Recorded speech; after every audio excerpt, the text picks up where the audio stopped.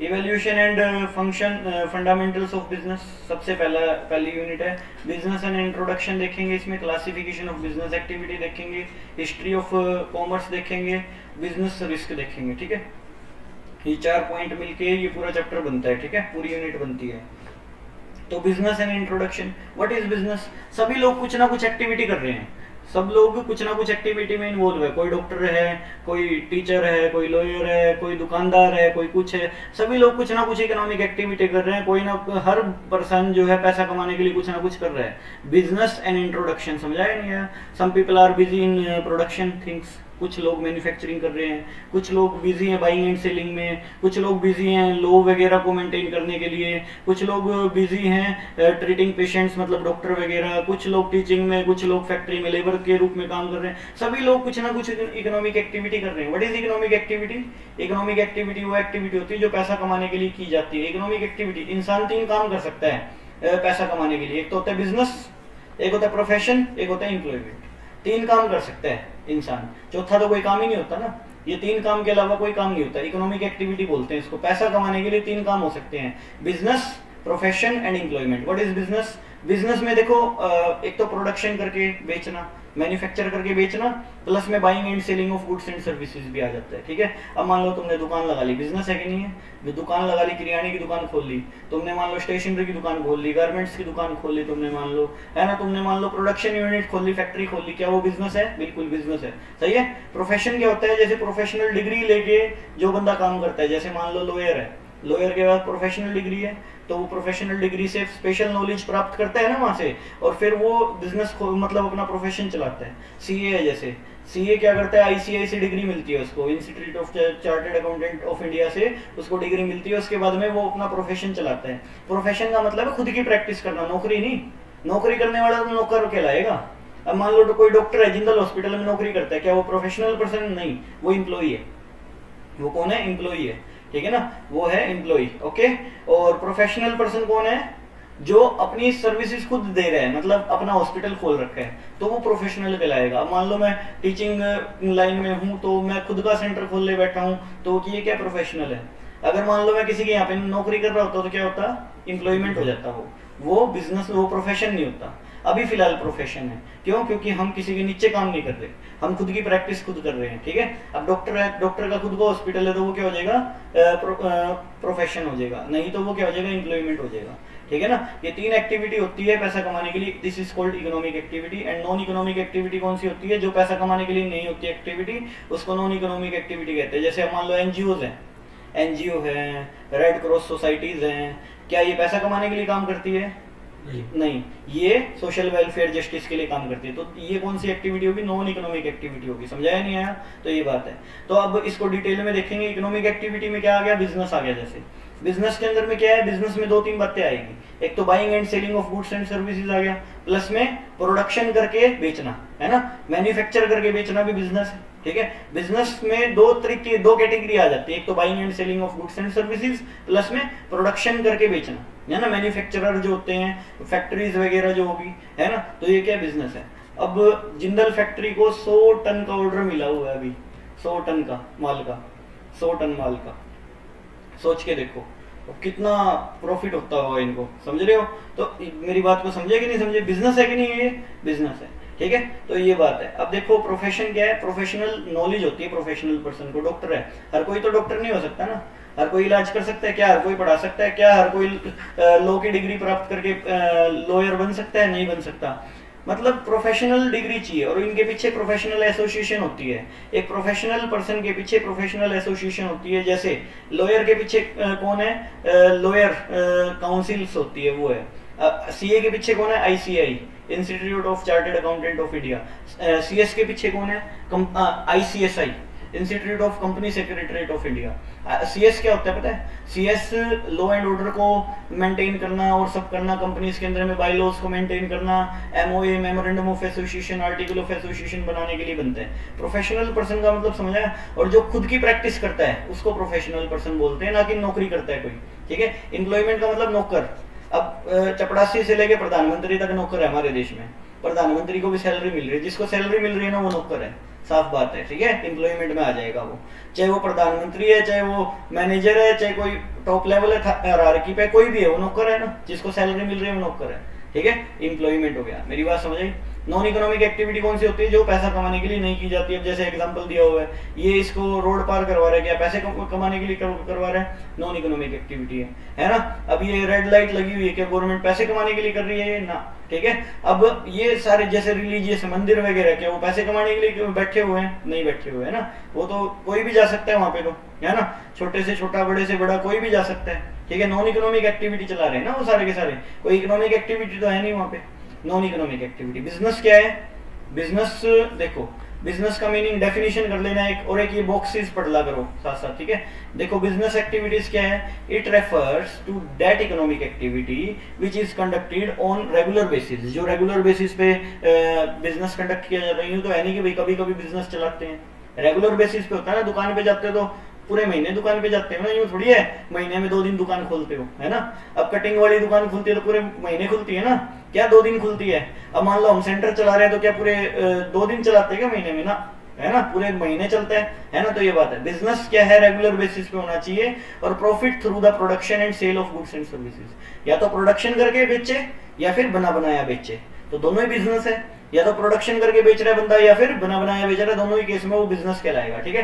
तो बिजनेस का मतलब समझाया होगा, ठीक है। एक डेफिनेशन कर लेना छोटी सी, ये कर लेना, ठीक है।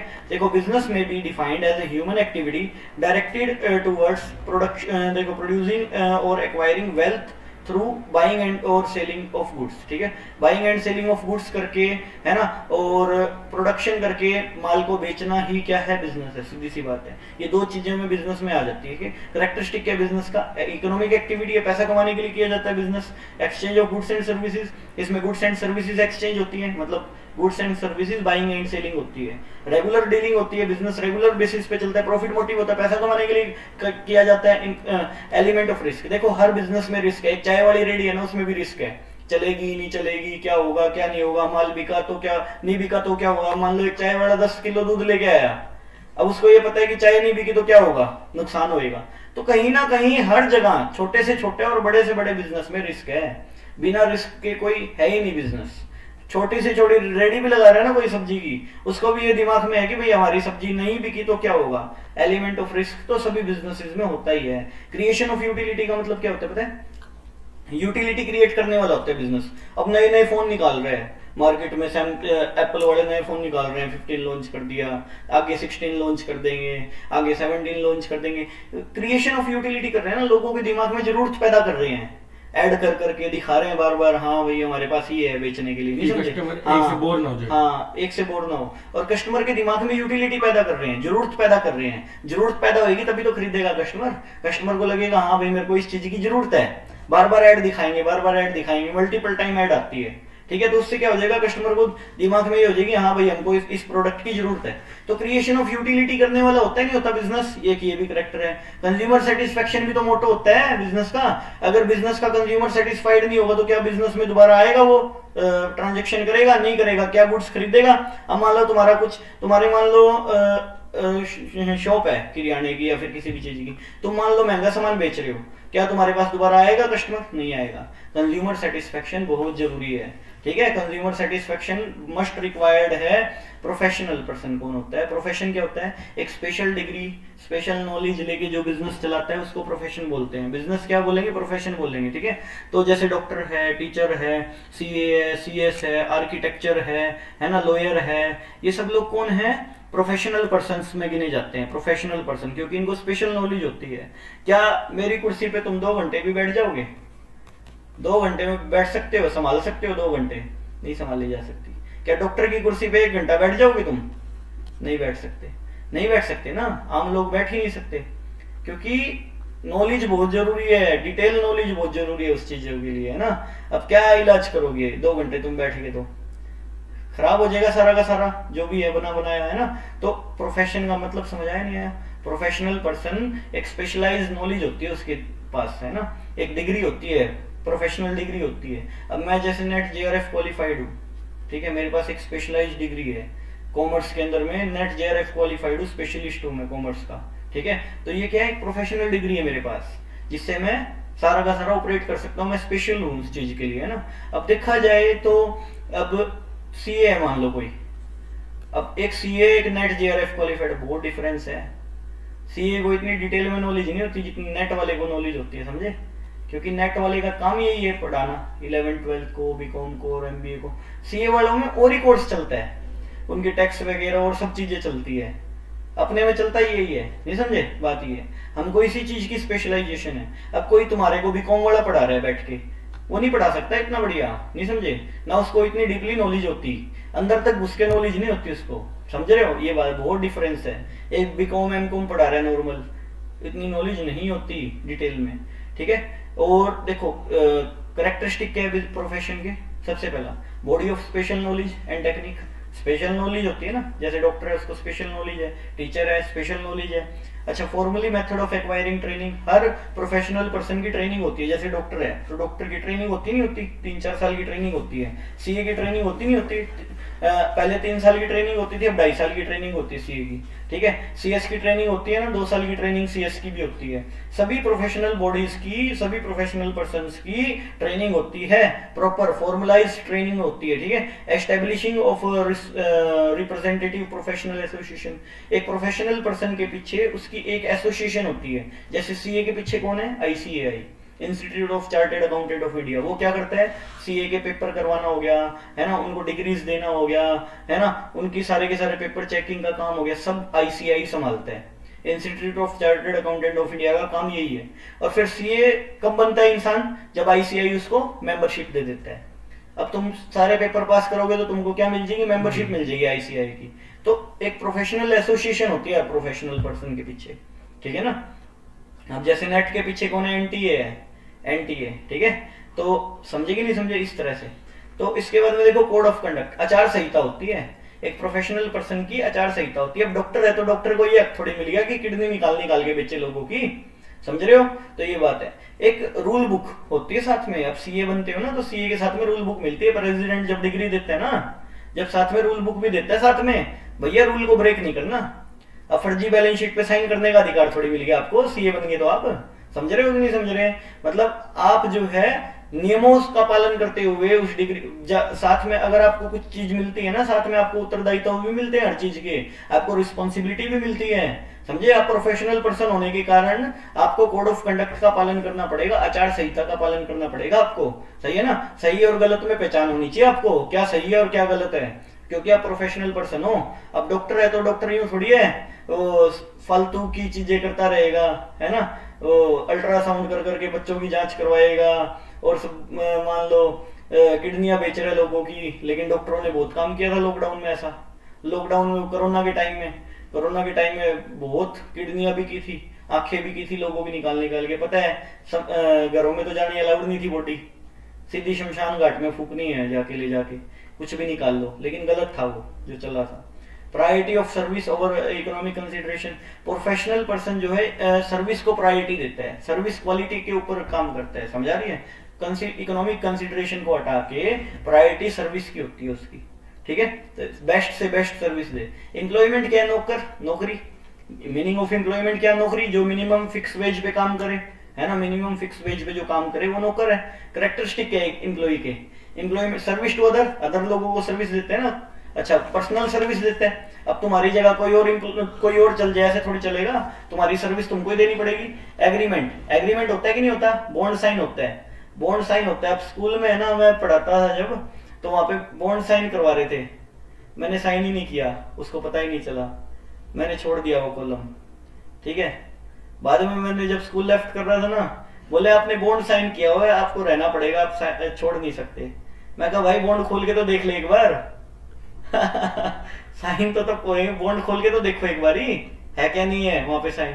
कोई तो बड़ा चालाक बंदा है यार, बॉन्ड ही साइन नहीं किया साइन, बॉन्ड ही साइन नहीं किया, किसी को पता ही नहीं चला। काफी सारे टीचर साइन कर रहे थे, मैंने वैसे ही छोड़ दिया उसको, समझ आई साइन ही नहीं किया। Agreement, what is agreement and what is contract? Contract is an agreement enforceable by law. Contract किसको बोलते हैं? As per section 2 of contract act 1972, वो एग्रीमेंट जो इनफोर्सेबल हो लॉ से। कर लो केस, कर लो जो करना है, साइन ही नहीं है, क्या कर लोगे? नहीं कर सकते, करवाते ताकि इतने साल तक सर्विस लगातार दे, बाउंड करने के लिए। लेकिन इंडिया का कॉन्स्टिट्यूशन कहता है कि आप किसी को बाउंड नहीं कर सकते, किसी के समय को आप बांध नहीं सकते, ठीक है। प्रिंसिपल कहता है अगर मैं आपको सैलरी नहीं दूंगा तो आप क्या कर सकते हो, मैं स्कूल बंद करा दूंगा और क्या कर सकता हूँ, ज्यादा से ज्यादा तो यही होगा, स्कूल बंद करवा दूंगा और क्या होगा। बोला वो तो मैं मजाक कर रहा था, वो वैसे ही पूछ रहा था। ठीक है, समझ ही नहीं आई ये बात है, तो मैं लेफ्ट किया, तो मैंने ऐसे आर्ग्यूमेंट हो गए, ठीक है। अब देखो 1 महीने की सैलरी रोक ली थी उसने, मतलब नहीं दूंगा तो क्या कर लोगे, स्कूल बंद करा देंगे और क्या कर लेंगे, यही कर सकते हैं हम तो। अब देखो इसके बाद में सर्वेंट, सर्वेंट का मतलब सर्वेंट होता है ना एम्प्लॉय, तो ठीक है, किसी दूसरे के नीचे काम कर रहा है, नो नीड ऑफ कैपिटल, कोई पैसों की जरूरत नहीं है एम्प्लॉय को, तो नो रिस्क, कोई रिस्क नहीं है, एक जॉब जाएगी दूसरी मिल जाएगी, दूसरी जाएगी तीसरी मिल जाएगी, जॉब की कमी थोड़ी है। नेचर ऑफ एम्प्लॉयर, अलग अलग तरह के एम्प्लॉयर हो सकते हैं, गवर्नमेंट भी हो सकती है मालिक, गवर्नमेंट एम्प्लॉय के ऊपर मालिक कौन है, गवर्नमेंट। प्राइवेट एंटरप्रेन्योर भी हो सकता है मालिक, है ना, सेमी गवर्नमेंट भी हो सकती है, जैसे म्युनिसिपैलिटीज वगैरह नहीं होती, सेमी गवर्नमेंट भी हो सकती है मालिक। तो ये तीनों में डिफरेंस क्या है, बिजनेस, प्रोफेशन और एम्प्लॉयमेंट में, ये इंपॉर्टेंट पॉइंट है, आ सकता है ये, मतलब difference between business, profession and employment. देखो कमेंसमेंट कब स्टार्ट कर सकते हैं, कमेंसमेंट का मतलब स्टार्ट, कब स्टार्ट कर सकते हैं बिजनेस, कुछ लीगल फॉर्मेलिटीज को पूरा करने के बाद हम बिजनेस स्टार्ट कर सकते हैं। मान लो मेरे को फैक्ट्री खोलनी है, फैक्ट्री एक्ट में रजिस्टर करवाना पड़ेगा अपने आप को, कुछ लाइसेंस वगैरह लेने पड़ेंगे, उसके बाद मैं अपनी फैक्ट्री स्टार्ट कर सकता हूँ। प्रोफेशनल पर्सन कब स्टार्ट कर सकता है अपना प्रोफेशन, जब उसके हाथ में डिग्री आ जाएगी, ठीक है, और जब उसके हाथ में सीओपी आ जाएगी, सर्टिफिकेट ऑफ प्रैक्टिस आ जाएगा। आईसीआई साथ में सर्टिफिकेट ऑफ प्रैक्टिस भी देता है, साइन पावर जिसको बोलते हैं, ठीक है, सिग्नेचर पावर होती है, ठीक है। एम्प्लॉयमेंट, अपॉइंटमेंट लेटर मिलते ही चालू हो जाएगा। अब जैसे ही एम्प्लॉयर ने, मान लो मैं तुम्हारे पास लगा, तो तुम मेरे को अपॉइंटमेंट लेटर दोगे, उसी दिन से चालू नौकरी, समझे। अच्छा, nature of work, nature of work क्या है बिजनेस में, production and buying and selling of goods and services होता है। प्रोफेशनल, प्रोफेशन में क्या होता है, सर्विसेज देने का काम होता है, स्पेशलिस्ट सर्विस देते हैं, जैसे डॉक्टर है ना, जैसे सीए है तो सीए अकाउंटिंग की सर्विस देता है अपनी स्पेशल, टीचर है एजुकेशन की सर्विस देता है, तो ये सब लोग प्रोफेशनल पर्सन होते हैं, ठीक है। अच्छा, एम्प्लॉय क्या है, अकॉर्डिंग टू एम्प्लॉय है, चपड़ासी भी एम्प्लॉय है, प्रधानमंत्री भी एम्प्लॉय है, और जो सारे मैनेजर्स वगैरह और सारे एम्प्लॉय है। अब पहले मैं गवर्नमेंट, उससे पहले मैं गवर्नमेंट एम्प्लॉय था, ठीक है, गवर्नमेंट एम्प्लॉय था तो गवर्नमेंट की जॉब भी छोड़ दी मैंने, ठीक है। स्टेनोग्राफी सुने, stenography short hand, short hand court में होती है स्टेनो, जज के नीचे, हाई कोर्ट में, चंडीगढ़ हरियाणा हाई कोर्ट में जज के नीचे था मैं, तो मैंने वो भी लेफ्ट कर दी जॉब, मेरे को मजा नहीं आया वो काम करने में, लोगों को मिलती नहीं, मेरे को मजा नहीं आया काम करने में वो, ठीक है। इन्वेस्टमेंट तो मैंने वो भी लेफ्ट कर दी, छोड़ दी, 5-6 दिन गया उसके बाद छोड़ दी वो भी, ठीक है। देखो, capital is needed according to the its nature of size, जितना बड़ा बिजनेस उतनी बड़ी इन्वेस्टमेंट, सीधी सी बात है।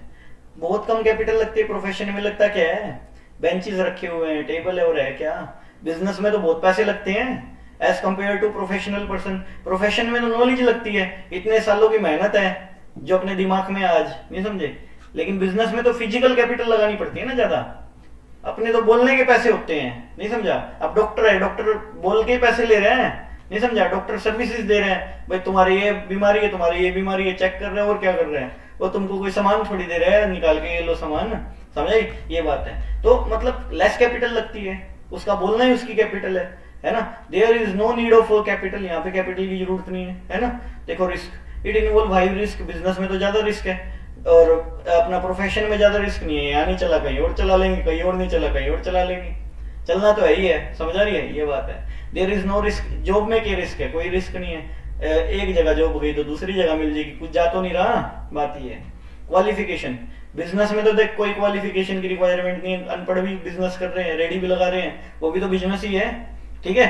अब ये देखो, formal qualification is absolutely necessary professional person के लिए, जैसे सीए है, सीए के लिए सीए की डिग्री जरूरी है ना, लॉयर है तो लॉयर के लिए लॉयर की डिग्री जरूरी है, सीएस के लिए सीएस की डिग्री जरूरी है ना, डॉक्टर के लिए डॉक्टर की डिग्री जरूरी है, टीचर के लिए टीचर की डिग्री जरूरी है, समझ आई। ऐसे थोड़ी है कि कोई भी करके बैठ जाएगा, कभी भी कहीं पे भी खोल के बैठ जाएगा, प्रोफेशनल बॉडी बन जाएगा ना, नहीं बन सकता। अभी कुछ दिन, 15-20 दिन 25 दिन पहले मेरे को रणवीर गंगवा से प्राइज भी मिला था, सुना Ranveer Gangwa, deputy speaker of Haryana, उससे प्राइज भी मिला था, बेस्ट कंप्यूटर सेंटर ऑफिसर का, समझ आई। वो ऐसे ही नहीं मिला, वो कुछ क्वालिटीज है उसकी वजह से मिला, वो बाहर पड़ा टेबल पे, देख लियो, जाते हुए, ठीक है, समझ आई नहीं आई? तो प्रोफेशनल पर्सन जितना अच्छा काम करेगा उसको रिवार्ड भी मिलेंगे उस हिसाब से, सही है। Formal education is not necessary in the case of every employment, her employment में जरूरी नहीं है ना। अब चपड़ासी है, चपड़ासी को क्या फॉर्मल एजुकेशन की जरूरत है? अब डॉक्टर नौकर हो सकता है, हो सकता है, डॉक्टर को तो फॉर्मल एजुकेशन की जरूरत है ना। अब मान लो डॉक्टर है, सीए है, सीए भी तो नौकर हो सकता है। अब सीए जरूरी थोड़ी सारे अपनी फर्म खोलते हैं, नौकरी करते हैं ज्यादातर तो ये बात है। ऑब्जेक्टिव क्या है? To earn profit. यहाँ पे क्या है ऑब्जेक्टिव, क्या है? सर्विस प्रोवाइड करना अच्छी से अच्छी और फिर प्रॉफिट कमाना। और इसका ऑब्जेक्टिव क्या है लेबर का? सैलरी और वेजेस प्राप्त करना। Transfer of interest, a businessman can transfer is interest, कर सकता है businessman transfer. A professional person can not transfer is interest, अपना इंटरेस्ट ट्रांसफर नहीं कर सकता प्रोफेशनल पर्सन। प्रोफेशनल पर्सन के साथ ही चली जाती है वो चीज। एक हॉस्पिटल है वो एक डॉक्टर की वजह से चल रहा है, जैसे ही वो डॉक्टर गया खत्म हुआ, खत्म सारा सौदा। क्या उसका बच्चा चला सकता है? नहीं चला सकता, नहीं चला सकता। अब क्या मेरे बाद कोई चला पाएगा इस सेंटर को? खत्म है। मैं गया तो ये सेंटर भी गया साथ में, समझो, नाम गया साथ में चला जाएगा, प्रोफेशनल पर्सन के साथ ही नाम चल जाएगा। लेकिन बिजनेस, दुकान पे बैठा जा सकता है, दुकान पे तुम्हारे पापा बैठे तो तुम बैठ जाओगे कल को, तुम्हारे बच्चे बैठ जाएंगे कल को, लेकिन प्रोफेशनल बॉडी के पास कोई नहीं बैठ सकता। मेरी जगह रिप्लेस नहीं की जा सकती, नहीं समझाई? दुकान पे बैठ के बेचना तो आसान है, कोई भी चीजें बेच सकता है, नहीं समझे? लेकिन मेरी जगह को कौन रिप्लेस करेगा? नहीं समझा? मेरी जगह को रिप्लेस करने के लिए उसको मेरे जैसा बनना पड़ेगा, डिग्रीज प्राप्त करनी पड़ेगी, नॉलेज प्राप्त करनी पड़ेगी उस लेवल की। डॉक्टर की जगह बैठना है तो उसके लिए डिग्री प्राप्त करनी पड़ेगी सारी की सारी, सही है? फिर तो क्या पता चला सकता है, लेकिन वैसे रिप्लेस हो सकती है, जगह नहीं हो सकती, ठीक है। अब जरूरी थोड़ी है वही सेम काम करेगा, वही इंटरेस्ट होएगा अगले का, क्या पता अगले का अलग इंटरेस्ट हो, है ना? हो सकता है ये, ठीक है। आगे देखो, आगे क्या है? Test of efficiency, profit earn. ये एफिशिएंसी, भाई जितना बढ़िया बिजनेस होएगा, जितना ज्यादा प्रॉफिट कमाएगा उतनी बढ़िया एफिशिएंट बिजनेस है ना। एफिशिएंसी कैसे चेक होती है किसी बिजनेस की? जितना बढ़िया प्रॉफिट कमाएगा उतना ही बढ़िया माना जाता है मार्केट में। अमीर आदमी को अलग से ट्रीटमेंट दिया जाता है समाज के अंदर में, है ना? समझ आ रही है? अमीर आदमी को अलग से ट्रीटमेंट देते हैं कि भाई हाँ बिजनेसमैन आदमी है, नहीं समझे?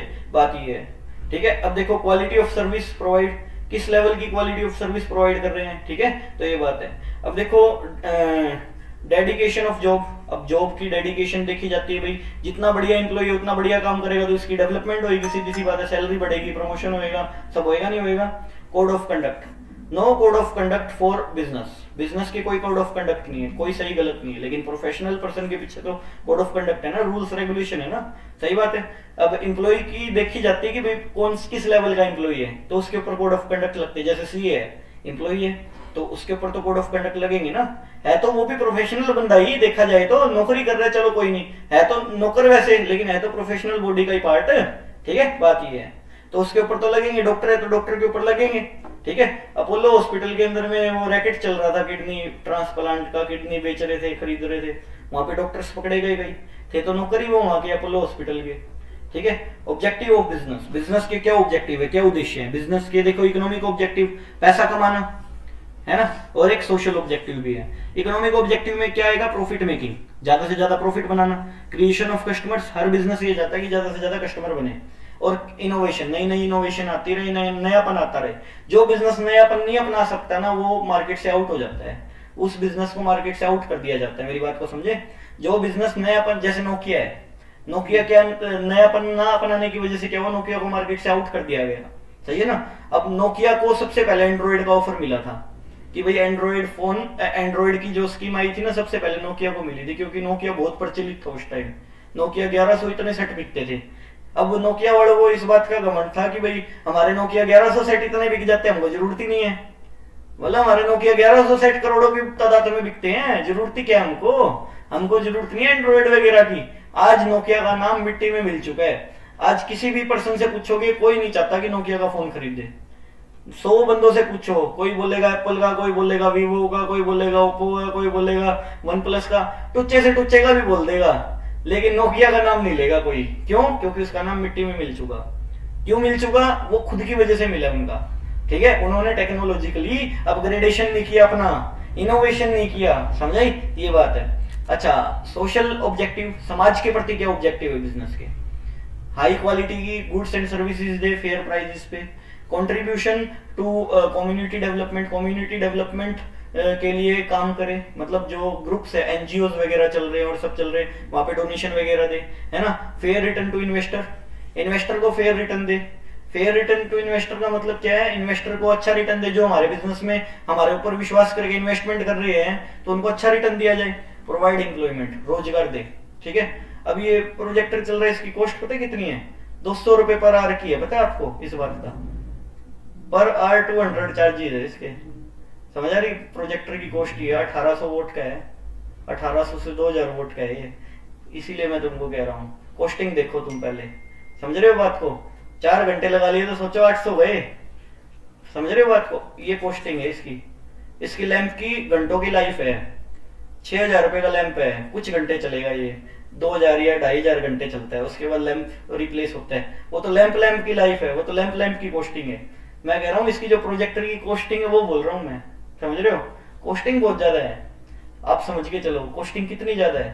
नहीं समझे आप, अगर मेरी जगह होते तो आप भी यही बोलते कि कॉस्टिंग देखो, है ना। हर कॉन्सिक्वेंसेस, हर चीज देखनी चाहिए। अब मान लो पूरी क्लास चल रही, कोई टेंशन नहीं, नहीं समझे, कॉस्टिंग चलती रहती है, नहीं समझे। एक होता है पर्सनल, एक होता है जैसे गाड़ी में जा रहे हैं आप, मान लो एक बस लेके जा रहे हैं पूरी की पूरी, कितना डिफरेंस है, आप उसी से एनालाइज कर सकते हो तुम, नहीं समझे। अब बस का किराया 200 रुपए है, वो क्यों है, क्योंकि 50 बंदे बैठे उस बस में, नहीं समझे।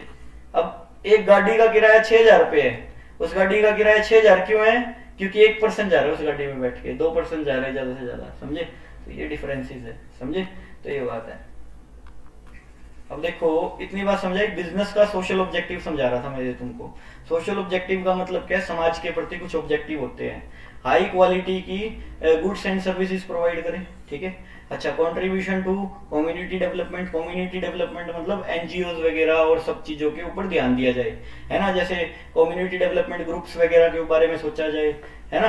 अच्छा, for fair return, fair return they investors को, एम्प्लॉयमेंट रोजगार प्रोवाइड करें मार्केट के अंदर में। सोशल ऑब्जेक्टिव है ये। इकोनॉमिक ऑब्जेक्टिव क्या है, प्रॉफिट मेकिंग, कस्टमर बनाना ज्यादा से ज्यादा, इनोवेशन करना ज्यादा से ज्यादा, है ना। अब देखो इसके बाद में आगे चलो, इकोनॉमिक ये बताया ना मैंने सारे। इकोनॉमिक ऑब्जेक्टिव पैसा कमाने से रिलेटेड ऑब्जेक्टिव, सबसे पहले प्रॉफिट मेकिंग, दूसरा क्या है क्रिएशन ऑफ कस्टमर, कस्टमर की क्रिएशन करना, ज्यादा से ज्यादा कस्टमर बने, इनोवेशन हो ज्यादा से ज्यादा।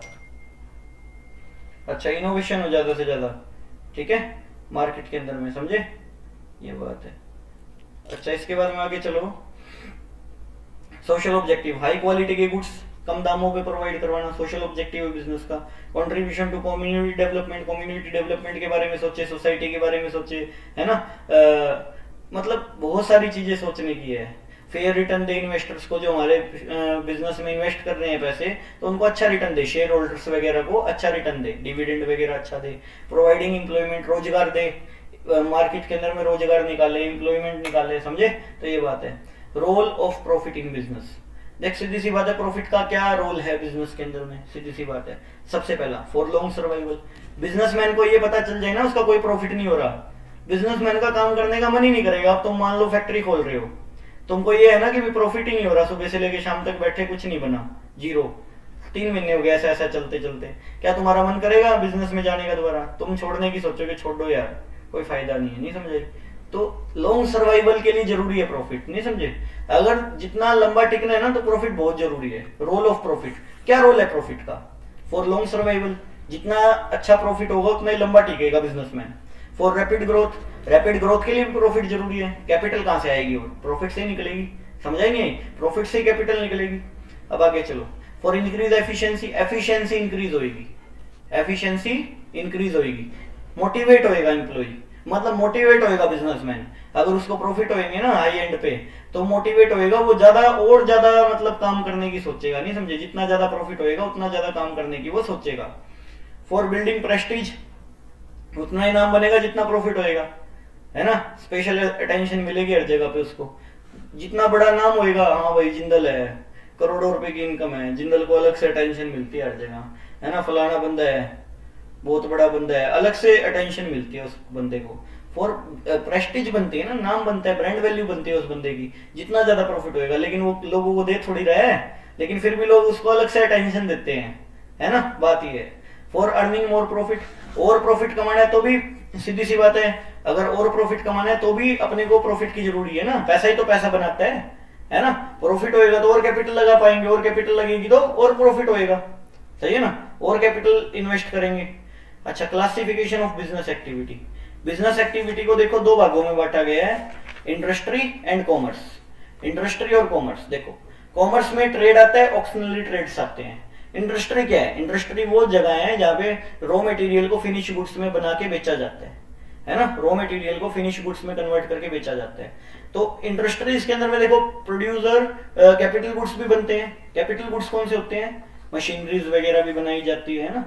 और कंज्यूमर गुड्स कौन से होते हैं? जैसे ब्रेड वगैरह, बटर वगैरह, चीज वगैरह, और ये सारी चीजें बनाई जो डायरेक्ट कंज्यूमर कंज्यूम कर रहे हैं, है ना, हाई मतलब जो डायरेक्ट कंज्यूमर कंज्यूम कर रहे हैं, क्लोथ हो गए जैसे, है ना। और प्रोड्यूसर गुड्स कौन से होते हैं? जो प्रोड्यूसर के लिए बनाए जाते हैं। ट्रैक्टर है, प्रोड्यूसर के लिए बनाया गया है। क्रेन है, प्रोड्यूसर के लिए बनाया। घरों में कौन यूज करता है? अब क्रेन लेके थोड़ी घूमते लोग, समझ आ रही है? तो प्रोड्यूसर के लिए बनाया गया है, कैपिटल गुड्स है, सीधी सी बात है। इंटरमीडिएट गुड्स कौन से होते हैं? इंटरमीडिएट गुड्स के लिए तीन बातें होनी जरूरी है। तीन बातों में से कोई एक भी बात हो ना, वो इंटरमीडिएट गुड्स हो जाएगा। कौन कौन सी तीन बातें? सबसे पहले, वो बाउंड्री लाइन ऑफ प्रोडक्शन को पार नहीं किया होता। बाउंड्री लाइन ऑफ प्रोडक्शन को वो पार नहीं किया होता, मतलब जो उसकी बाउंड्रीज लाइन है ना ऑफ प्रोडक्शन, उसको पार नहीं किया, मतलब वो रिसोल्ड, मतलब जैसे रॉ मटेरियल है इसका, प्लास्टिक है, तो वो इंटरमीडिएट गुड्स है ना। अब मान लो रिसोल्ड होना पॉसिबल है, इसको रिसोल्ड किया जा सकता है। जैसे मान लो होलसेलर है, होलसेलर ने रिटेलर को माल बेचा, रिटेलर के लिए वो कौन सा गुड्स है? इंटरमीडिएट गुड्स, सही है ना। और उसके अंदर में वैल्यू एडिशन पॉसिबल भी है। ये तीनों बातों में से कोई एक बात भी हो जाए ना, तो वो इंटरमीडिएट गुड्स है। अब मान लो इसके अंदर में वैल्यू एडिशन पॉसिबल है। अब मैं रिटेलर हूँ, मैं फ्री में तो बेचूंगा नहीं। मान लो मेरे को घर से 700 रुपए का पड़ा, मैं इसके अंदर में 100 रुपए मार्जिन ऐड करके 800 का बेच रहा हूँ कस्टमर को, तो 100 रुपए मैंने मार्जिन ऐड किया, तो वो क्या है? एडिशन हो सकती है ना वैल्यू। इंटरमीडिएट गुड्स के अंदर में वैल्यू एडिशन पॉसिबल है, सही है। समझाया नहीं आया? ये बात है। Intermediate goods, producer, capital goods, है ना, कंज्यूमर गुड्स और इंटरमीडिएट गुड्स, समझाया? ये गुड्स होते हैं।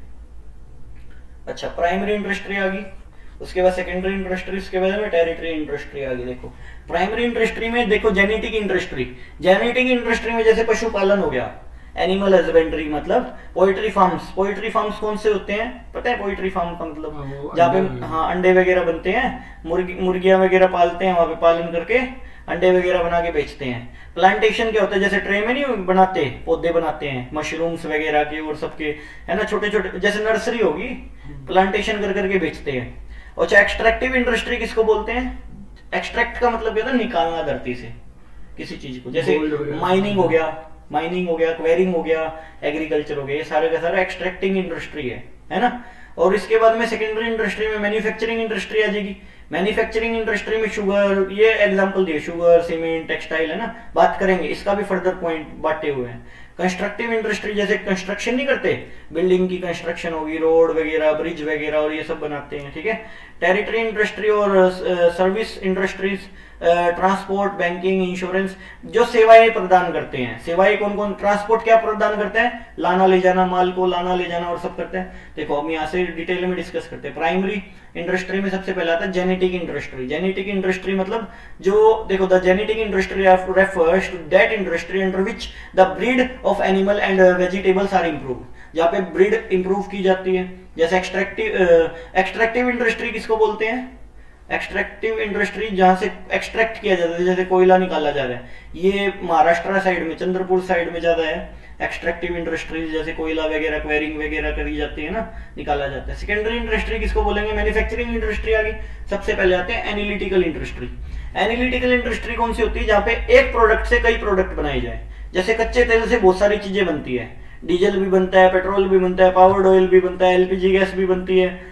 एक कच्चे तेल से इतनी सारी चीजें बनती है, क्रूड ऑयल से इतनी सारी चीजें बनती है, एनालिटिकल इंडस्ट्री बोलते हैं उसको, ठीक है।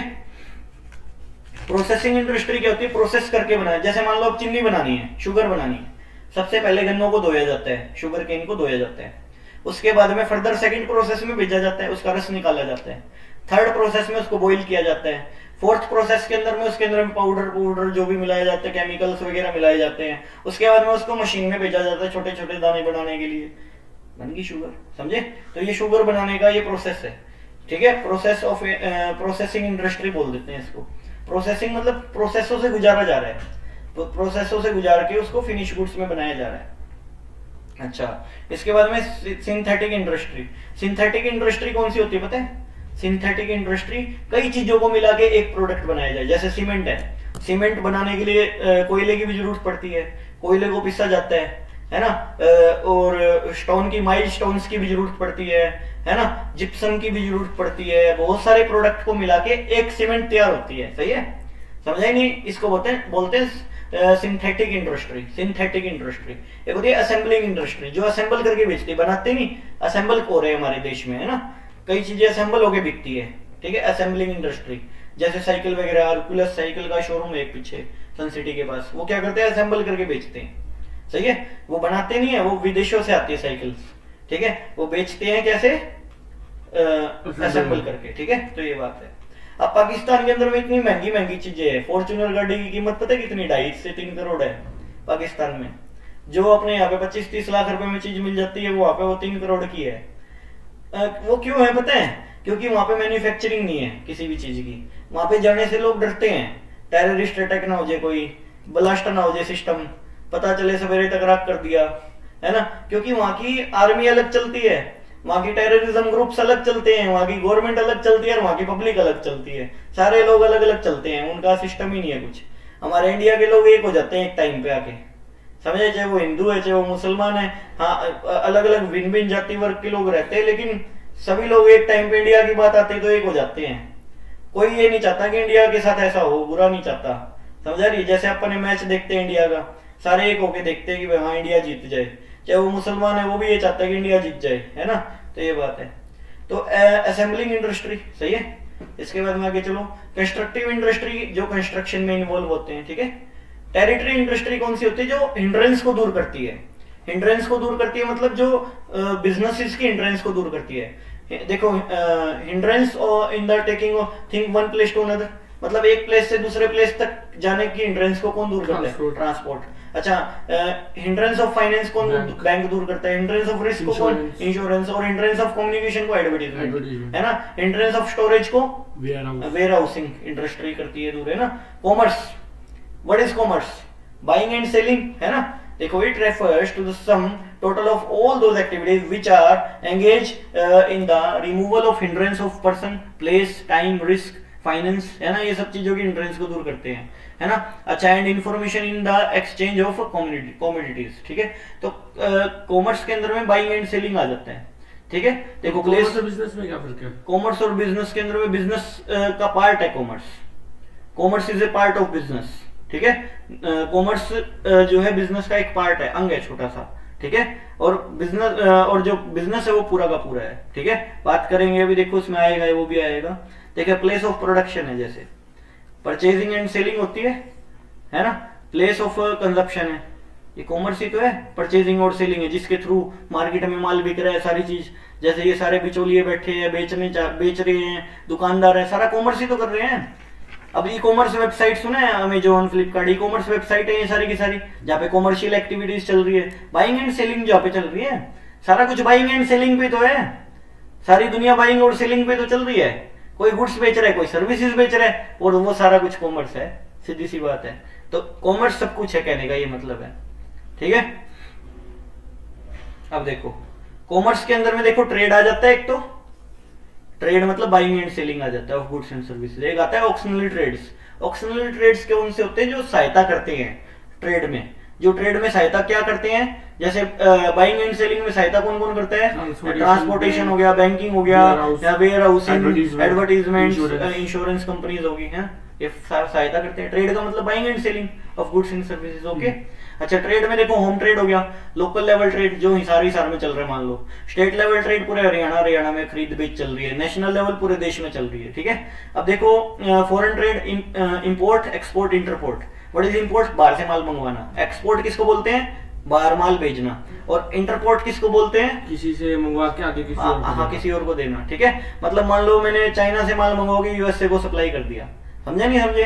मतलब पोर्ट के पोर्ट पे ही टपा दिया वो माल। ठीक है, this is called foreign trade. Foreign trade के बाद में आगे चलो, होम ट्रेड बता दिया, होलसेल देखो होलसेल ट्रेड और रिटेल ट्रेड, होलसेल ट्रेड किसको बोलते हैं जो बल्क जो में माल bulk में रखता हो। है, ये अपन ने उसमें किया भी था उस हाँ। चैप्टर में। होलसेल ट्रेड किसको बोलते हैं जो बल्क में माल बेचता है, रिटेल ट्रेड कौन होता है जो थोक मतलब छोटे Minimum छोटे amount। क्वांटिटी में माल को बेचता है और डिफरेंट डिफरेंट क्वांटिटीज अपने पास रखता है। फॉरेन ट्रेड बताया, इंपोर्ट एक्सपोर्ट इंटरपोर्ट। इसके बाद में ऑक्शनरी ट्रेड्स, ऑक्शनरी ट्रेड्स बताया जैसे इंड्रेंस ऑफ पर्सन को कौन दूर करता है, मिडलमैन। जैसे अब मेरे को डायरेक्ट जाके नहीं बेचना पड़ रहा ना, मान लो मैं प्रोड्यूसर हूँ, माल तो मैं बना सकता हूँ, अब मैं क्या गली गली में जाके बेचूं माल को, तो उसके लिए कौन है, मिडलमैन, जैसे होलसेलर है, रिटेलर है, ये लोग बेचते हैं, हमारी सहायता करते हैं। हिंड्रेंस ऑफ प्लेस को कौन दूर करता है, transport, transport and communication.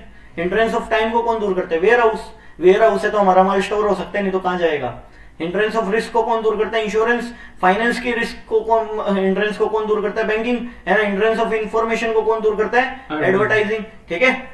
Advertising कितने बजे का टाइम हुआ, वहाँ पे 4 बजे टाइम है, अच्छा, 3:30 बजे तक ये सब हाँ। देखो मिडलमैन, मिडलमैन कौन होते हैं, जैसे मिडलमैन जैसे होलसेलर, रिटेलर, डिस्ट्रीब्यूटर्स, ये सब कौन, एजेंट हो गया, ये सारे के सारे मिडलमैन है लोग, ठीक है। प्रोड्यूसर से पहले होलसेलर पे जाता है माल, होलसेलर से फिर रिटेलर पे जाता है माल, रिटेलर से कस्टमर पे जाता है, ये चेन है बीच में, सही है ना। अब देखो transport and communication, transport and communication क्या है, ट्रांसपोर्ट और कम्युनिकेशन है जब भी तो माल आ रहा है जा रहा है, फैक्ट्री से माल मंडी तक जाने में और मंडी से भी आने में ट्रांसपोर्ट की जरूरत है, बिना ट्रांसपोर्ट के तो काम ही रुक जाएगा। अब रॉ मटेरियल मंगवाना, ट्रांसपोर्ट की जरूरत पड़ेगी, बिना ट्रांसपोर्ट के हाथ में चक्के थोड़ी लाएंगे माल को, है ना, करोड़ों का माल है, कैसे लाएंगे चक्के, ट्रकों की जरूरत पड़ेगी, सीधी सी बात है। बिना ट्रांसपोर्ट के तो धंधा सोच ही नहीं सकते हम, ट्रांसपोर्ट के बिना धंधा हो ही नहीं सकता, बिजनेस हो ही नहीं सकता, समझे। बिना ट्रांसपोर्ट के तो सोचा ही नहीं जा सकती कोई चीज। तो ट्रांसपोर्ट एंड कम्युनिकेशन, एडवर्टीजमेंट के बिना भी नहीं सोची जा सकती आज की डेट में, बिना एडवर्टीजमेंट के धंधा फ्लॉप है, काम कर ही नहीं सकते आप, एडवर्टीजमेंट की जरूरत है ही, जो दिखेगा वही बिकेगा, सीधी सी बात है, ठीक है। अब ये ऐड कर करके तो अपने को जरूरत पैदा कर करके तो बेच गए लोग, लैपटॉप हो गए और हो गए, फोन हो गए, रोज अमेजोन पे नया आता है भाई ये लॉन्च होएगा फोन, ये 27 तारीख को लॉन्च होएगा, ये 28 को लॉन्च होएगा, आता है ना, तो ये बात है। अच्छा वेयर हाउसिंग, वेयर हाउसिंग पता है ना तुमको, हिंड्रेंस किस, कौन सी हिंड्रेंस को दूर करता है, ये कौन सी टाइम की हिंड्रेंस को दूर करता है, अब नहीं तो बार बार जाके लाना पड़ेगा। अब अपा को पता है अपना वेयर हाउस में माल स्टोर है, सीधा निकालो बेच, बार बार मंगवाना पड़ेगा हाँ, इंडस्ट्री नहीं से। तो बार बार मंगवाना पड़ेगा, क्यों, हमारे पास जगह है नहीं रखने की, बार बार मंगवाओ बार बार। इंश्योरेंस क्या, रिस्क को उठ लेते हैं, कि कभी बैंक- आग हाँ। लग जाए वेयर हाउस में तो उसके लिए। बैंकिंग फाइनेंस को उठता है, फाइनेंस का ट्रांजेक्शन है कौन करेगा डेली की डेली कैश में, अब कैश में लेना देना तो नहीं हो सकता ना लाखों रुपए का रोज, अब यार चोरू चक्के कितने घूमते हैं, अब बैंक ने हमारे को इतनी फैसिलिटी दे रखी है, ऑनलाइन ट्रांजेक्शन करो, लेना देना करो, करंट अकाउंट खुलवाओ, अपनी करो ट्रांजेक्शन जितनी मर्जी मन करे, चोरी का डर नहीं, सारी चीजों का डर नहीं, है ना, अपने पैसे सेफ है एकदम, 100% सेफ है बैंकिंग। एडवर्टीजमेंट इंडस्ट्री क्या करती है, कम्युनिकेट करने का, हमारे कस्टमर को बताती है कि ये प्रोडक्ट लॉन्च हुआ है, ठीक है ना, मार्केट में। इंडस्ट्री, कॉमर्स और ट्रेड में क्या डिफरेंस है, देखो production of things and services बनाते हैं ये, अच्छा distribution of things and services, ये डिस्ट्रीब्यूट करते हैं, बेचना बूचना काम करते हैं। ट्रेड बाइंग एंड सेलिंग होता है ना। कॉमर्स क्या है, डिस्ट्रीब्यूट करना of things and services, goods and services, ठीक है। बोथ देखो working and fix capital on the large scale, भाई इंडस्ट्री में तो देखो बड़ी लेवल पे मशीनों में भी पैसा लगेगा, वर्किंग कैपिटल में भी बड़े लेवल पे पैसा लगेगा।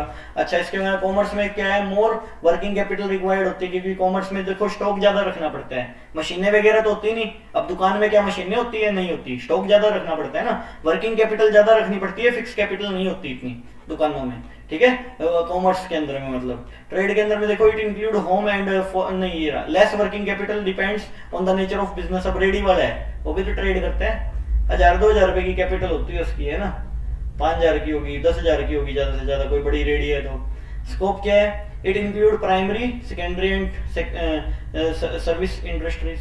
अच्छा it include trade and auctional trade, ये कॉमर्स में ट्रेड मतलब ट्रेड जो है कॉमर्स का पार्ट है, ठीक है, ट्रेड कॉमर्स का पार्ट माना जाता है। अब कॉमर्स जो है दो चीजों को मिलकर बनता है, ट्रेड एंड ऑक्शनल ट्रेड्स, ठीक है। ऑक्शनल ट्रेड्स कौन से, सहायक कार्य जो होते हैं, ठीक है, और लेकिन ट्रेड जो है सिर्फ बाइंग एंड सेलिंग है। कॉमर्स के अंदर में ट्रेड एंड ऑक्शनरी दोनों इंक्लूड हो जाते हैं ट्रेड्स, ठीक है, लेकिन ट्रेड में सिर्फ बाइंग एंड सेलिंग है, ठीक है, तो ये बात है। क्रिएशन ऑफ यूटिलिटी, ये फॉर्म यूटिलिटी क्रिएट करते हैं, इंडस्ट्री क्या करती है, बनाने की यूटिलिटी क्रिएट करती है, जितना बढ़िया बनेगा उतना ही बिकेगा, है ना। और कॉमर्स क्या करती है, प्लेस टाइम और इस सब चीजों की यूटिलिटी को पैदा करती है, टाइम पे माल पहुंचवाना, कस्टमर को ताकि सेटिस्फेक्शन हो, है ना, एक प्लेस पे अवेलेबल करवा के देना माल। तो creation of utility time and place की है। और ये कौन सी यूटिलिटी पैदा करते हैं, खरीद बेच वाली, देखो it create possession utility, possession का मतलब ओनरशिप ट्रांसफर करने की, ठीक है, टाइटल ट्रांसफर करने की। जो रिस्क एलिमेंट, इसमें रिस्क ज्यादा होता है भाई, इंडस्ट्री है, करोड़ों की मशीनें आती हैं, है ना। अच्छा, this less risk as compare to industry, इसमें तो बहुत कम रिस्क होता है। दुकान में माल कितना होता है, 15 लाख का, 20 लाख का, 25 लाख का, है ना। अच्छा, और मशीनें आ जाती है 5-5, 10-10 करोड़ की, तो इंडस्ट्री में तो देखा जाए तो there is least risk involve, यहाँ पे रिस्क नहीं होता इतना, ठीक है, मतलब ट्रेड में क्या है, रिस्क नहीं है ना इतना। अच्छा, mutual dependence, commerce and trade both depend on industry, industry नहीं होगी तो कॉमर्स और ट्रेड क्या वहां पे घंटा बजाएंगे बैठ के, समझ आ रही है। कॉमर्स और ट्रेड का तो इंडस्ट्री के बाद काम है ना, इंडस्ट्री बनाएगी जब भी कॉमर्स और ट्रेड चलेंगे, इंडस्ट्री नहीं होगी तो कॉमर्स और ट्रेड क्या करेंगे, समझ आ रही है बात। ये है, बिना इंडस्ट्री के तो कॉमर्स और ट्रेड नील है, अगर इंडस्ट्री बनाएगी नहीं माल तो बिकेगा क्या। Commerce is not possible without the trade, बिना ट्रेड के कॉमर्स पॉसिबल ही नहीं है, because trade is its major part, trade major part है, खरीद बेच होगी जब भी आफ्टर सेल सर्विस और ये सारी चीजें लगेगी, है ना। तो ये बात है, in the absence of trade there is no justification for commerce and industry, ना इंडस्ट्री के बारे में सोच सकते ना कॉमर्स के बारे में सोच सकते अगर ट्रेड नहीं है तो। अरे खरीद बेच से ही तो प्रॉफिट होगा। हिस्ट्री ऑफ कॉमर्स क्या है, हिस्ट्री ऑफ कॉमर्स क्या चलता था, देखो सबसे पहले बार्टर सिस्टम आया था हमारे देश के अंदर। बार्टर सिस्टम क्या होता है, गुड्स एक्सचेंज विद गुड्स, मतलब किसी सामान की वजह दूसरा सामान ले लिया। Goods exchange with goods. दूसरे, उसके बाद में दूसरे पड़ाव पे क्या है हमारी इकोनॉमी के अंदर, विलेज इकोनॉमी स्टेज बनी, विलेज इकोनॉमी स्टेज बनी। विलेज इकोनॉमी स्टेज में क्या है, people got divided in tribes, कुछ ग्रुपों में बांट दिया गया, ये जाट है, ये जमींदारी का काम करेंगे, ये बनिए हैं, ये कॉमर्स से रिलेटेड काम करेंगे, ये सुनार हैं, बंजारे सुनार हैं तो ये काम करेंगे, फलाना बंदे हैं तो ये काम करेंगे, दानक हैं, चूड़े हैं, मतलब हैं तो ये काम करेंगे, नहीं समझे, ट्राइब्स में बांट दिया विलेज इकोनॉमी को, समझे। तो ये बात है। इसके बाद में money invention stage, SC/ST act लग जाता है वैसे चूड़े वगैरह कहने पे, यूट्यूब पे तो नहीं डालेंगे इसको आप, SC/ST एक्ट अप्लाई हो जाता है उस चीज पे, ठीक है। अब देखो money invention stage, money invention stage क्या है, मनी आई इकोनॉमी के अंदर में, उसके बाद तीसरी स्टेज में पैसों की जरूरत पड़ने लगी, मतलब एक्सचेंज के लिए पैसों की जरूरत पड़ने लगी तो मनी आई, ठीक है। तो ये बात है। टाउन इकोनॉमी स्टेज, धीरे धीरे टाउन डेवलप हुए, गांव के लोग शहरों में जाने लगे ट्रेड करने के लिए, बेचने के लिए, है ना, खरीद बेच के लिए। इंडस्ट्रियल रिवोल्यूशन स्टेज, धीरे धीरे इंडस्ट्रीज खुली शहरों के अंदर में, है। इसके वजह से sugar mill, Tata iron steel company 1909 में खुली हुई थी, है ना, और बहुत बड़ी ब्रिटिश राज के अंदर में बहुत खुली हुई थी। कम्युनिकेशन एंड ट्रांसपोर्ट डेवलप हुई धीरे धीरे करके, उससे क्या हुआ, ऑनलाइन ट्रेड भी संभव हुआ। ई कॉमर्स कैसे आए, ट्रांसपोर्ट की वजह से। अब ट्रांसपोर्ट ही नहीं होएगा, अमेजोन वाले गाड़ी ला के बेच ही नहीं सकते, फायदा क्या है अमेजोन का, अमेजोन चल ही नहीं पाएगा, समझे नहीं समझे। तो ये बात है। तो ये कहानी है। आगे चलो, endogenous banking system. Endogenous banking system कौन चलाते थे पता है, ये वो टोपी पहन के बैठे रहते थे, वो डब्बा सा रहता था, वो किताब लाल सी, पिक्चरों में देखा होगा पुरानी में, वो समझा, कुर्ता, हाँ धोती कुर्ता पहन के बैठे रहते थे गाँवों के अंदर में, वो टोपी सी पहन के, धोती कुर्ता पहन के, वो लाल सी किताब सी होती है, बक्सा सा होता है उनका, है ना, समझ रहे हो, देखा हुआ है। मतलब इंडोजीनियस बैंकर होते थे, वो क्या करते थे, पैसे देते थे उधार लोगों को, उधार देना होगा, ब्याज पे पैसे चढ़ाते थे, ठीक है। जैसे ये फाइनेंशियल नहीं होते वैसे ही इंडोजीनियस बैंकिंग सिस्टम चलता था हमारे देश में पहले, क्योंकि बैंक तो थे नहीं, इंडोजीनियस बैंकिंग सिस्टम चलता था हमारे देश में, ठीक है। देखो, India has an old history of banking in country, one find a mention of banking business in जो भी है कौटिल्य इकोनॉमिक्स, देखो, but only specialised section of society under to do this business, this peoples were called indigenous banker. सुनार नहीं होते थे, सुनार सुना है, सुनार, ये सुनार का काम करते हैं, जो ये काम करते थे इंडोजीनियस बैंकर का, ठीक है ना, सुनार वगैरह हो गए, ये लोग काम करते, बंजारे हो गए, ये काम करते थे ये, ठीक है। इंडोजीनियस बैंकर देखो दलाल होते थे जैसे ये। Indigenous banker is defined as an individual और private firm receiving deposit and dealing in hundis. Hundis होती थी, हुंडी पता क्या होती है, हुंडी, हुंडी में डील होती है। मान लो सपोज दैट, मान लो मैंने तेरे को माल बेचा, मेरे को तेरे ऊपर विश्वास नहीं है, ठीक है, तूने बोला 3 महीने बाद पेमेंट कर दूंगा, 10 लाख रुपए का माल है, हुंडी बना दे भाई, एक सीधी सी बात है, कागज बना दे, एक तैयार करो। मैं बीच में बिठा लिया किसको, इंडोजीनियस बैंकर को गारंटर के तौर पे, भाई ये हुंडी बना के दे रहा है, ऐसा है, ठीक है, सिग्नेचर कर रहे तुम्हारे सामने कर रहे, देख लो, ठीक है, कर दिए सिग्नेचर, ठीक है। कल को अगर डिफॉल्ट हुआ तो मैं इसके बाद जाऊंगा, भाई पैसे दिलवा उससे, मेरी बात समझ आई नहीं आई, गारंटर बना लिया बीच में। हुंडी का मतलब एक बिल्स ऑफ एक्सचेंज टाइप, हाँ बिल्स ऑफ एक्सचेंज नहीं सुना, bills of exchange 11th class में चैप्टर भी था अकाउंट में, बिल्स ऑफ एक्सचेंज करा हुआ है, कटा हुआ कटा तो हुआ था, मैंने करवाया था बिल्स ऑफ एक्सचेंज, ठीक है। बिल्स ऑफ एक्सचेंज का मतलब हुंडी तो है, वो दूसरा नाम हुंडी, आज बिल्स ऑफ एक्सचेंज बोल देते हैं, पहले हुंडी होती थी। गुजरात में सरफराज होते थे ये, हैं, और अपने ये, हाँ पंजाब के अंदर में खत्री लोग होते थे जो ये काम करते थे, ठीक है, खत्री है ना। यूपी के अंदर में जो भी है साहूकार, साहूकार यूपी के अंदर में साहूकार साहब बोलते थे ना, साहूकार जी ये बोलते थे, आज भी बोलते हैं, साहूकार है ये अपने जमाने के, ठीक है। तो ये बात है, तो ये सब है, वैसे आएगा नहीं है, बहुत कम चांसेस है, फिर भी बैंकिंग फंक्शन क्या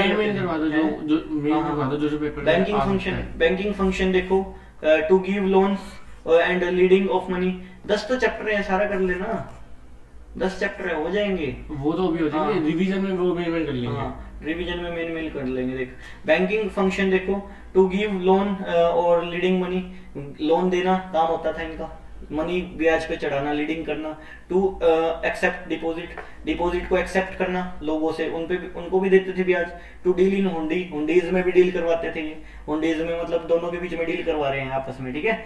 अच्छा, और नॉन बैंकिंग फंक्शन क्या करते थे, स्पेक्यूलेटिव ट्रेड, स्पेक्यूलेटिव ट्रेड मतलब सट्टेबाजी वगैरह में भी इन्वॉल्व होते थे, कमीशन एजेंट भी होते थे ये, अदर बिजनेसेस भी संभालते थे ये, ठीक है, समझ आया। तो ये बात है, अब नॉन बैंकिंग फंक्शन और ये समझ आ गया होगा। अच्छा, इसके बाद में देखो आगे, ये हटा दे भाई, लोन वगैरह ये कोई नहीं, बाकी बता देता हूँ। लोन अगेंस्ट द रिसिप्ट, देखो ये लोन कैसे कैसे देते थे, अगेंस्ट द रिसिप्ट भी लोन देते थे, कागज फाड़ के दे दिया, भाई तेरे को 1 लाख रुपए का लोन दिया है मैंने, फलाना फलाना चीज है, इतना ब्याज का रेट है, सिग्नेचर कर दिया, अपनी बात खत्म, ये ले पर्ची पकड़। अपने गुंडे रखते थे साथ में, लोन नहीं चुकाया तो ले जाओ इसको चक्के, नहीं समझाई, इस तरह का काम होता था, लोन अगेंस्ट द रिसिप्ट, ठीक है। इनको पैसे देने आते थे तो ये निकलवाने भी जानते थे, समझाई, ये गुंडे टाइप होते थे अपने जमाने के, ठीक है। बही लोन, बही लोन क्या, मान लो बही खाता सुने, बही खाता अकाउंट्स, बही खाता बोलते थे हिंदी में अकाउंट को, अकाउंट की हिंदी बही, बही खाता है, समझे। वो लाल लाल बुकें होती थी, देखी होगी, उन लाल लाल बुकों को क्या बोलते, बही खाता, बही लोन। बही मतलब अपना बही जो है ना गिरवी रख दो, मतलब आपकी बिजनेस की कितनी ट्रांजेक्शन है और सारी चीजें कितनी है, तो उसको बही लोन बोलते हैं। मॉर्गेज किसको बोलते हैं, गिरवी रख के लोन लेना, किसी चीज को गिरवी रख दिया, मान लो बिजनेस को गिरवी रख के लोन लिया। डिस्काउंट ऑफ हुंडी, डिस्काउंट ऑफ हुंडी का मतलब क्या पता है, मान लो तूने मेरे को हुंडी लिख के दी 10 लाख रुपए की, भाई मैं आपको 3 महीने बाद पेमेंट कर दूंगा, ठीक है, 10 लाख रुपए की। अब मेरे को गारंटी नहीं है ना चीज की, मिले ना मिले। अब मैंने इंडोजीनियस बैंकर को बुला लिया बीच में, भाई अब हमारी डील करवा दे। मैं बोला मेरे को तो आज ही पैसों की जरूरत है 10 लाख की, वो बोला मैं डिस्काउंट करके दे देता हूँ, लो पकड़ो, 9,80,000 रुपए देने को तैयार हूं मैं, 10 लाख की हुंडी मेरे को दे दे, मैं अपना आप ले लूंगा उससे पैसे। 20,000 रुपए का वो जो इंटरेस्ट है वो खा गया बीच में, समझे नहीं समझे, ये डील भी करवाते थे वो, डिस्काउंटिंग ऑफ हुंडी, समझ आया। मेरे को तो आज माल लाना है, मेरे को आज जरूरत है, 9,80,000 रुपए मेरे को अगले ने पकड़ा दिए, बोला ले पकड़, हुंडी मेरी हुई, मैं ले लूंगा अगले से पेमेंट, समझे नहीं समझे। तो ये होती है डिस्काउंटिंग ऑफ हुंडी, ठीक है। इंपॉर्टेंस ऑफ एंडोजीनियस बैंकर्स, देखो credit to small trader, small trader को क्रेडिट देते थे, क्रेडिट टू एग्रीकल्चर, एग्रीकल्चर को क्रेडिट देते थे, लॉन्ग टर्म क्रेडिट भी प्रोवाइड करवाते थे ये, ठीक है। अच्छा, ट्रेडिंग कम्युनिटीज देखो, मर्चेंट होते थे, व्यापारी होते थे, खरीद बेच का काम करते थे। सरफराज और मनी लेंडर जो मनी को ब्याज पे चढ़ाते थे। ब्रोकर कौन होते, दलाल होते थे, जो जैसे प्रॉपर्टी डीलर है आजकल, ये दलाल है सारे के सारे। दलाल क्या करते हैं, डीलिंग करवा के कमीशन खाते हैं बीच में, ठीक है। तो ये बात है। अच्छा, इसके बाद में अपन आ जाते हैं 1.4, देखो बिजनेस रिस्क। बिजनेस रिस्क क्या है, बिजनेस रिस्क का मतलब क्या है, देखो सीधी सी बात है, बिजनेस कर रहे हो तो रिस्क है, सीधी सी बात है। आप छोटे से छोटा, बड़े से बड़ा बिजनेस करो, रिस्क है, सीधी सी बात है। अब मैं मान लो यहाँ पे सेंटर चला रहा हूँ, मैंने कई पैसे लगा रखे, बहुत पैसे लगा रखे हैं, आइडिया भी नहीं कितने लगा रखे हैं। 1.5 लाख 2 लाख रुपए का तो प्रोजेक्टर है, समझ रहे हो, बहुत पैसे लगा रखे हैं, फुल पैसे लगा रखे हैं, नहीं समझे। अब मेरे को रिस्क तो है ही कि भाई बिजनेस ना चला तो क्या, प्रोफेशन ना चला तो क्या होगा, है ना, ये नहीं हुआ तो क्या होगा। हर बिजनेस को रिस्क है, छोटा सा छोटा है ना उसको भी रिस्क है, बड़े से बड़ा है उसको भी रिस्क है, नहीं समझे। लेकिन मेरे तो पैसे कब के पूरे हो लिए, मेरे को कोई रिस्क नहीं है। रिस्क होगा बिजनेसमैन को, प्रोफेशनल पर्सन को ज्यादा रिस्क होता नहीं है, समझ रहे हो।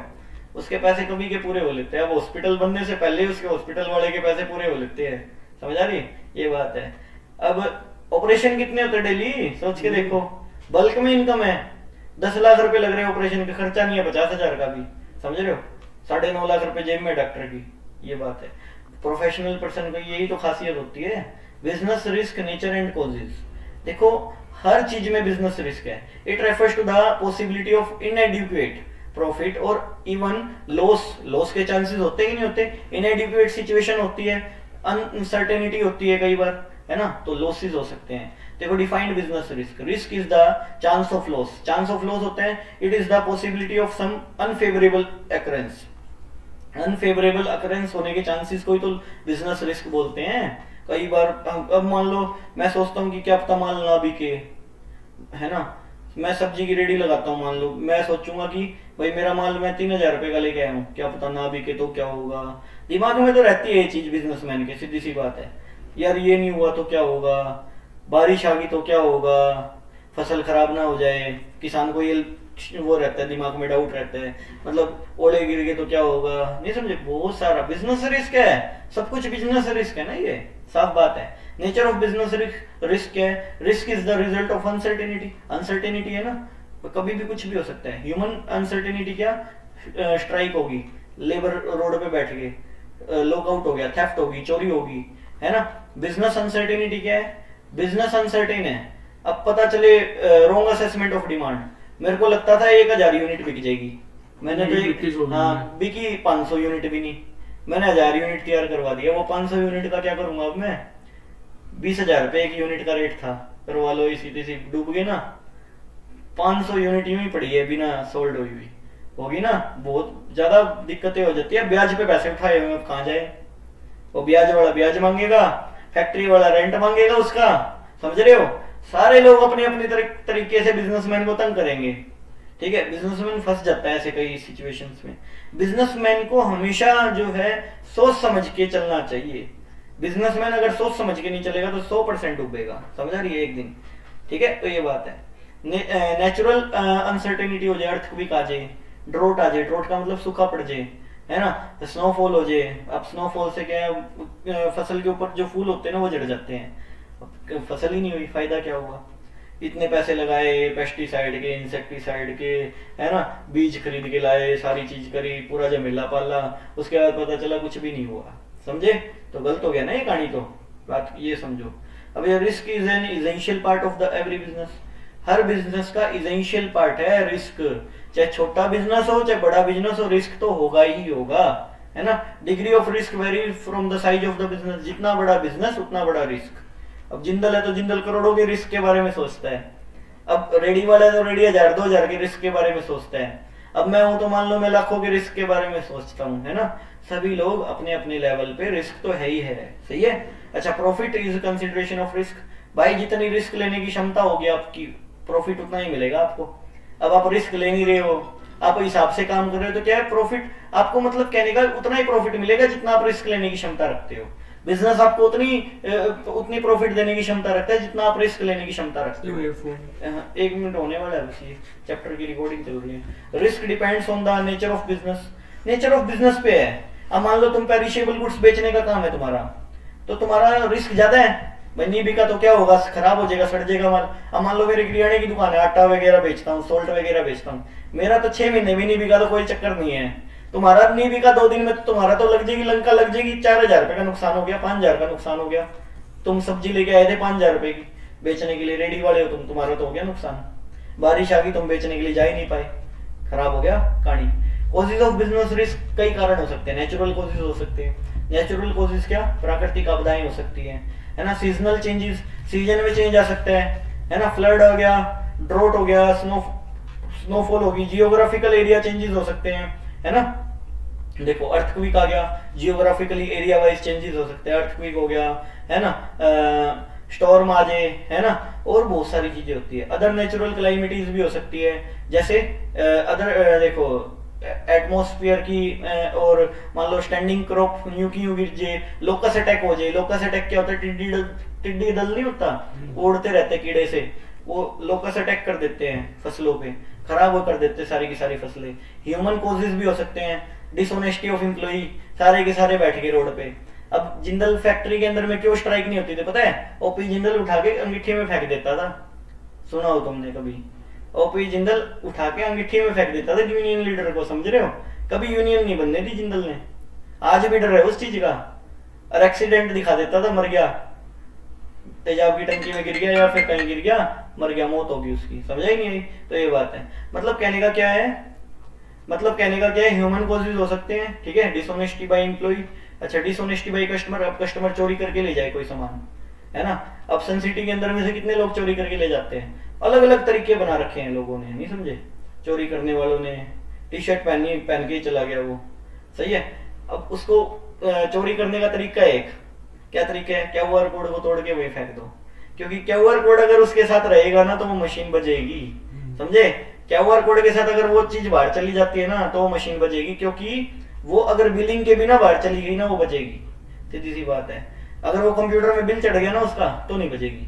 क्यूआर कोड को तोड़ के फेंक दिया जाए तो बाहर ले जाओ चाहे, कोई दिक्कत नहीं है, वो नहीं बजेगी मशीन। स्ट्राइक एंड लॉकआउट हो जाए, स्ट्राइक हो जाए, लॉकआउट हो जाए, स्ट्राइक चल रही है, जाट आरक्षण चल रहा है ना, अब माल आ जा नहीं रहा, अब फैक्ट्री बंद पड़ी है, दिक्कत होगी, अब लेबरों को तो दिहाड़ी देनी पड़ेगी, सीधी बात है।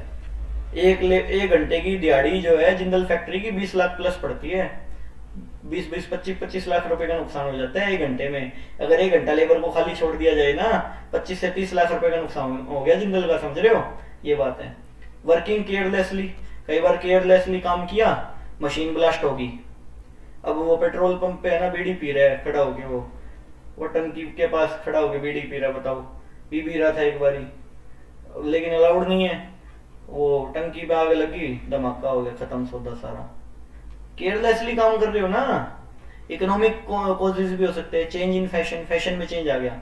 अब मैं 500 टी शर्ट्स लेके आया था, मैं गारमेंट का काम करता हूँ, मान लो अगले दिन ही पता चला यार ये तो फैशन में चेंज हो गया, ये तो अब अनबिकी रहेगी चीजें, 400 टी शर्टें नो की नो पड़ी है, अब क्या करूंगा मैं, हाथ से कौन वो जला के, अब होएगा ही नहीं कुछ उनका, बिकेगी नहीं, अब क्या होएगा, वो सेल पे निकालनी पड़ेगी, 100 की 200 की 2, है ना, समझे नहीं समझे, ये बात है। फैशन में चेंज हो सकते हैं, चेंज इन प्राइस। मेरे पास तो 100 रुपए एमआरपी की चीज पड़ी थी, बाद में पता चला वो 80 की होगी। अब कस्टमर ये थोड़ी बात मान सुनेगा कि 100 रुपए एमआरपी, कस्टमर तो ये कहेगा ना 80 रुपए में मिल रही है भाई वो चीज, तो सीधी सी बात है ना, तो ये बात है। इफेक्ट ऑफ कंपटीशन, कंपटीशन का भी बहुत इफेक्ट पड़ता है, जैसे जियो वालों ने इनकी सीधी कर दी थी सबकी, वोडाफोन की और सबकी। एयरटेल टिका रहा तो आज मार्केट में एयरटेल की मार्केट जियो से भी ज्यादा है, सोचा जाए तो। जियो का तो दिखावा है, एयरटेल की सर्विस है अच्छी, समझ रहे हो, एयरटेल की सर्विस है अच्छी, 1 मिनट भी नेट नहीं रुका मैंने जब से लगवाया है। और जियो वाले ने तंग कर दिया बिल्कुल, जियो वाले का तो ऐसे लगने लगे जैसे फ्री में लगवा रखा अपने नेट, समझ आ रही है। जियो वालों का नकली नेट है, एकदम घटिया नेट, घटिया, लगवाओ ही मत कोई। और एयरटेल का 1 मिनट भी नहीं रुका जब से लगवाया हुआ है, 1 मिनट भी, सिंगल मिनट भी नहीं रुका, देख लो। और दूर दूर तक रेंज आती है, कहीं तक कनेक्ट कर लो, आधा पार्क तक भी रेंज आ जाती है, ऐसा नेट है ये। Providing facility to consumer, consumer को फैसिलिटीज जो जितनी ज्यादा देता है वो उतना मार्केट में टिकता है ना, बात ये भी तो एक अनसर्टेनिटी, ये भी तो एक दिक्कत ही है। अब मान लो जियो वाले घनी फैसिलिटी दे रहे हैं लोगों को, है ना, अब बेचारे टिक नहीं पा रहे और कंपनी वाले। अदर नेचुरल कोजेज भी हो सकते हैं, अदर कोजेज भी हो सकते हैं, नेचुरल कोजेज हो गए, टेक्निकल कोजेज हो गए, टेक्निकली कोई फॉल्ट आ गया मशीन में, वो कभी ठीक ही नहीं होता। अब मान लो मेरी बाइक में जब लेके आया ना, उसमें कड़ की आवाज आ रही नीचे से, तो ठीक ही नहीं हो रही, बोला ये नहीं हो सकती जी, ठीक होगी ना, दिक्कत, दिमाग खराब हो गया ना उस चीज में। तो ये सब चीजें नेचुरल कोजेज है भाई, कई बार नेचुरल कोजेज नहीं, कई बार टेक्निकल कोजेज हो सकते हैं, मैकेनिकल कोजेज हो सकते हैं, मैकेनिकली दिक्कत आ गई उस चीज में, 2 करोड़ की मशीन है, अब क्या करें, ठीक है, बात ये है, अब नहीं तो मिल नहीं सकती, पुरानी वाली झेलनी पड़ेगी, ये बात है ना। The arrival of technical new machines in the market replace the old machine देखो is technical cause of creation of business risk बन सकता है। टेक्निकल कारण हो गया, टेक्नोलॉजी चेंज होगी, हमको नई मशीन लानी पड़ेगी, है ना। मैकेनिकल कॉजेज भी हो सकते हैं, some time while manufacturing machine some defect creep in, है ना, कई बार डिफेक्ट आ जाते हैं, दिक्कत होगी ये भी।